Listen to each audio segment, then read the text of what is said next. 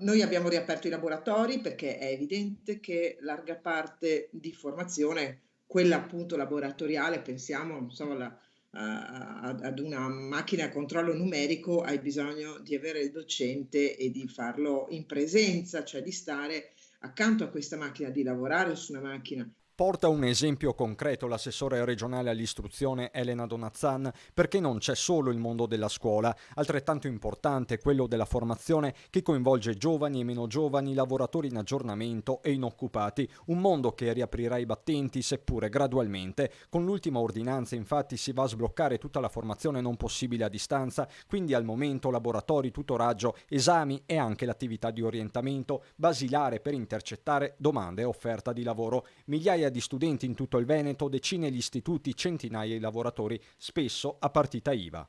Non hanno nulla di garantito.